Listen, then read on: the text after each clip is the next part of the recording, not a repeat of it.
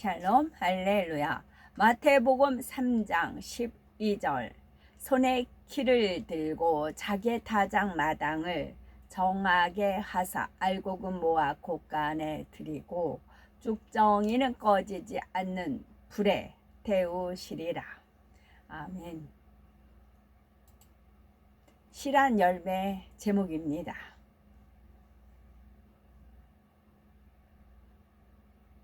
알곡과 쭉정이 마태복음 3장 12절을 보면 손에 키를 들고 자기의 타작 마당을 정하게 하사 알곡은 모아 곳간에 들이고 쭉정이는 꺼지지 않는 불에 태우시리라 했죠. 이는 인생들에게 행하시는 하나님의 심판을 추수 때 농부들의 행함에 비유하신 말씀이죠. 하나님의 심판은 말씀대로 이루어집니다. 여기서 알곡과 쭉정이는 무엇을 상징할까요? 알곡은 진리인 하나님의 말씀 안에 살면서 하나님을 사랑하고 사랑받는 하나님의 아들, 딸들을 의미합니다. 또한 이뤘던 하나님의 형상을 되찾아 주님의 마음을 닮은 빛의 자녀들을 말하죠. 반면에 쭉정이는 하나님 말씀 안에 살지 않고 진리에 위배되는 악을 쫓는 사람들, 예수 그리스도를 구세주로 영접지 않고 하나님의 말씀을 믿지 않는 사람들입니다. 또한 믿는다 해도 말씀대로 살지 않는 사람들 역시 쭉정이에 속하지요.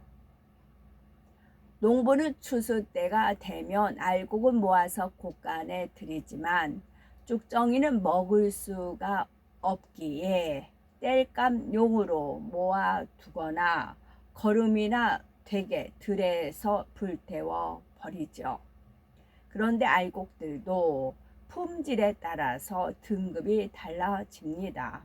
버리기 아까워 한쪽에 들여놓은 열매가 있는가 하면 먹을만 하겠다 싶은 것도 있고 탐스럽고 맛도 좋아서 주인의 마음에 드는 것도 있지요.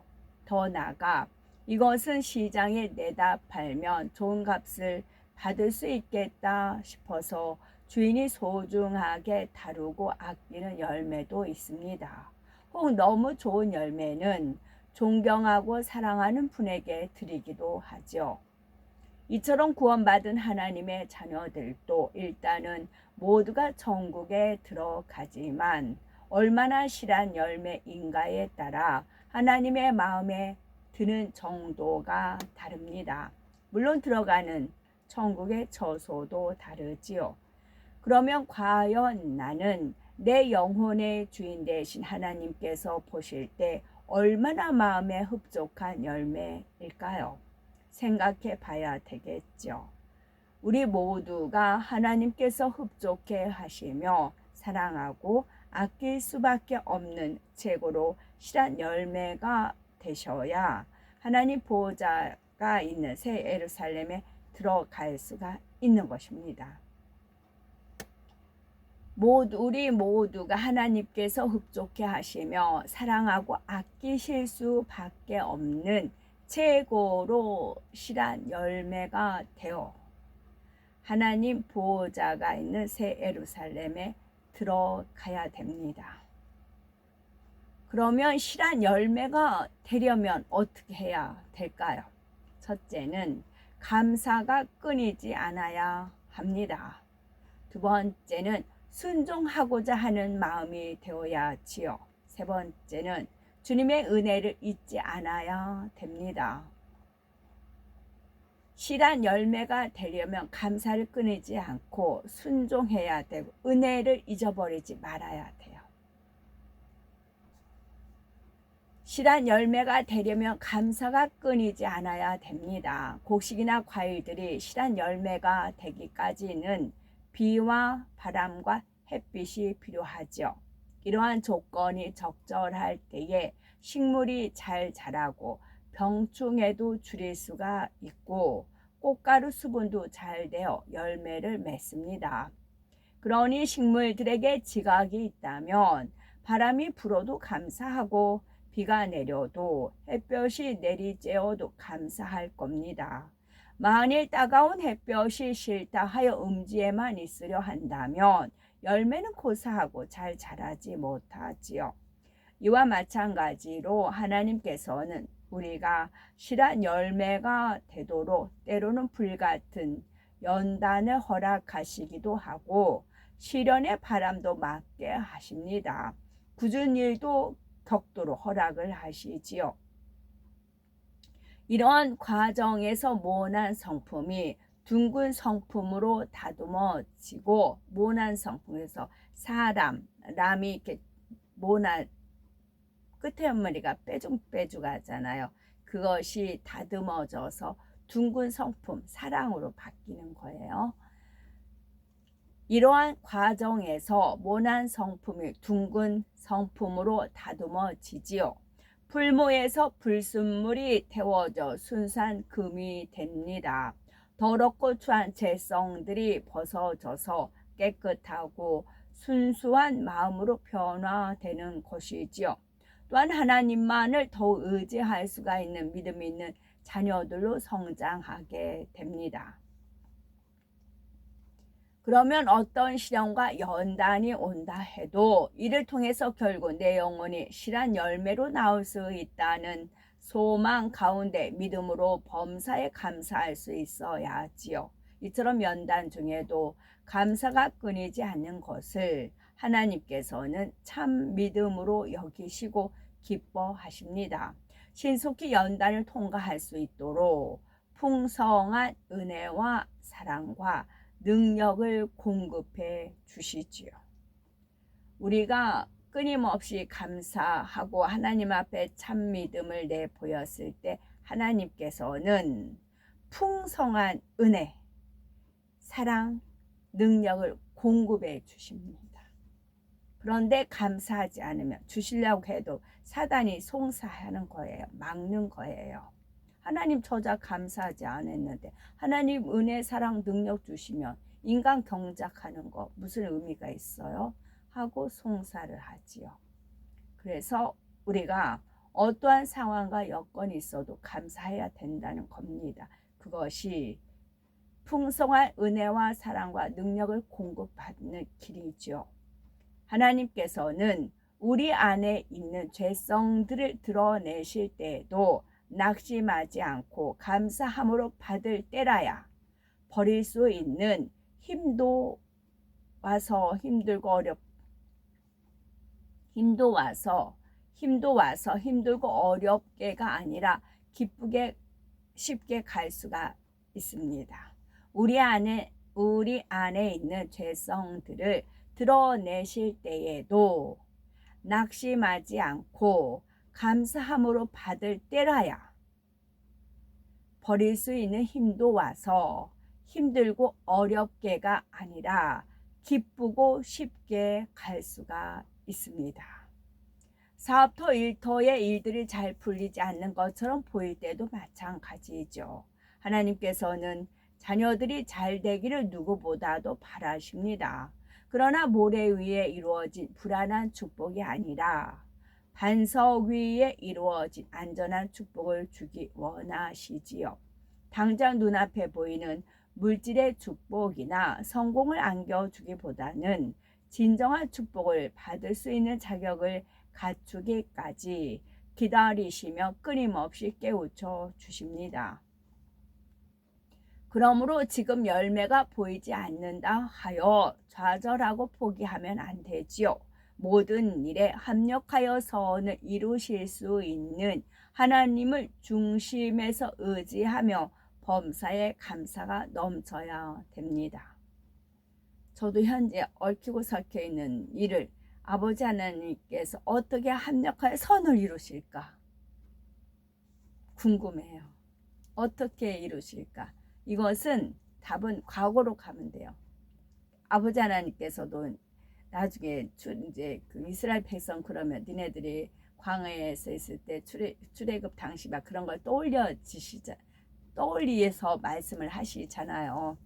마찬가지예요. 우리 또한 지금은 앞이 캄캄하고 얽히고 설켰으며 과거에 하나님께서 나에게 어떻게 역사하셨던가 거슬러 올라가서 과거를 살펴보면 돼요. 그러면 또 이렇게 하시겠다. 기대를 가지고 있는 거지요. 사명도 감사함으로 감당할 때 실한 열매를 낼 수가 있습니다. 구원받은 하나님의 자녀가 된 것만으로도 감사하죠.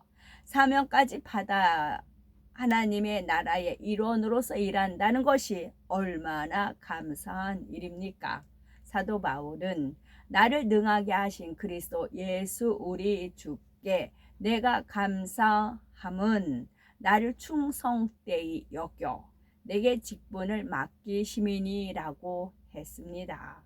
아무리 작은 사명이라도 맡겨주신 분은 하나님이시니 늘 감사해야지요.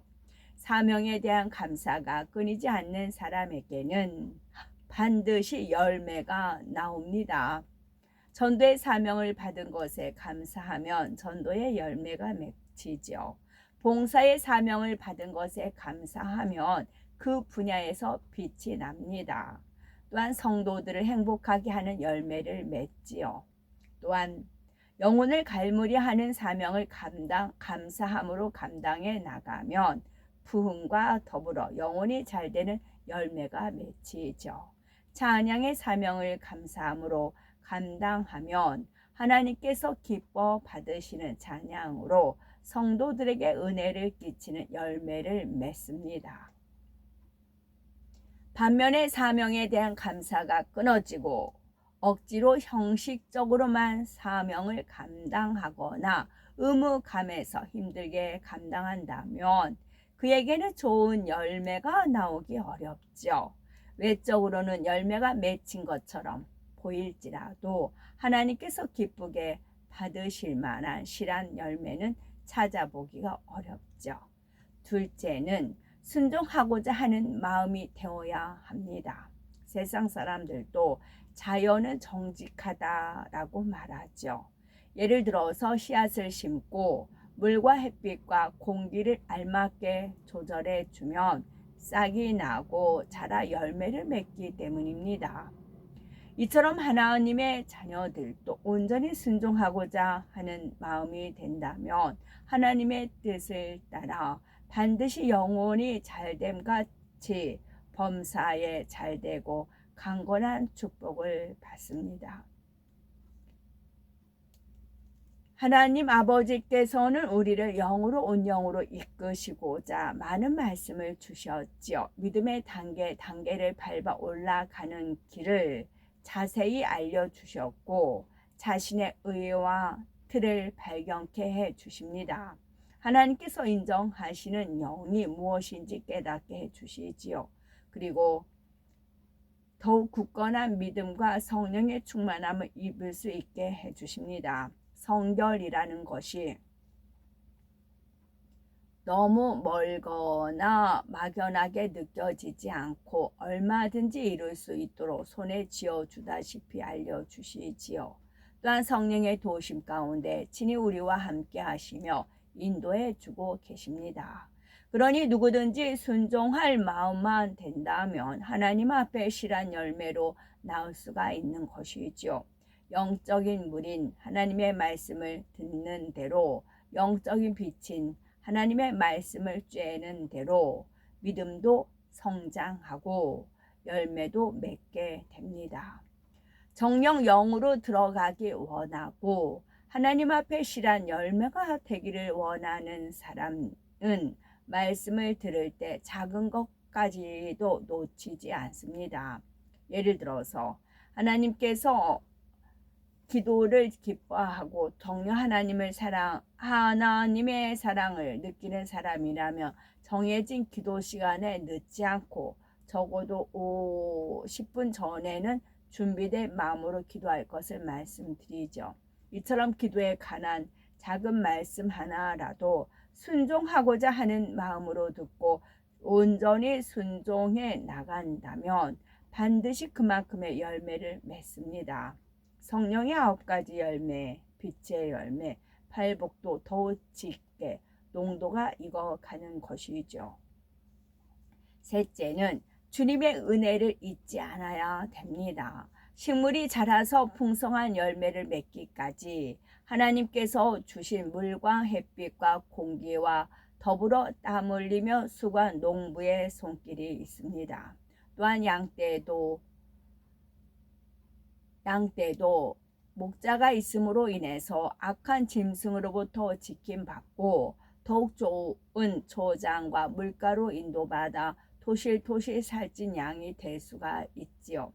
이처럼 성도들도 어떠한 인도자를 만나느냐에 따라 실한 알곡이 될 수도 있고 아닐 수도 있습니다. 요한복음 10장에 나오는 선한 목자 곧 양떼를 사랑으로 인도하고 생명 다해 지켜주는 목자를 만난다면 그 자체만으로도 큰 축복임을 알고 항상 그 은혜에 감사해야죠. 내가 좋은 목자를 만나 영이 무엇인지 알고 영으로 들어갈 수 있으며 스스로 받을 수 없었던 축복도 받게 되었다라는 사실을 항상 마음에 기억하고 감사해야 하는 겁니다. 이와 달리 주님의 은혜를 잊어버리고 마치 자신이 하나님 앞에 합당하고 잘해서 지킴받고 축복받는 것으로 생각한다면 이는 하나님께서 보실 때에 합당치가 않습니다. 히브리서 13장 17절에 너희를 인도하는 자들에게 순종하고 복종하라. 저희는 너희 영혼을 위하여 경성하기를 자기가 회개할 자인 것 같이 하느니라. 저희로 하여금 즐거움으로 이것을 하게 하고 근심으로 하게 말라. 그렇지 않으면 너희에게 유익이 없느니라 말씀하셨습니다.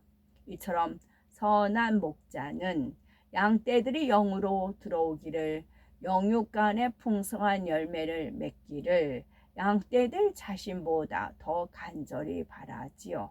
그러므로 항상 주님의 은혜를 잊지 말고 그 은혜 가운데 실한 열매가 되셔야 되겠습니다.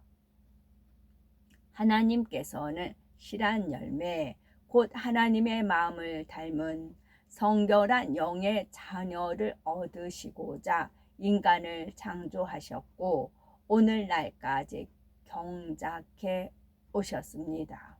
그리고 경작이 끝나면 알곡은 거두어 천국에 들이시지만 쭉정이는 영원한 지옥불에 태우시지요. 그러므로 우리 하나님께서 기뻐하시고 인정하시는 실한 열매가 되셔서 하나님께 마음껏 영광 돌리실 수 있는 복된 우리가 되셔야 되겠죠. 아멘. 샬롬.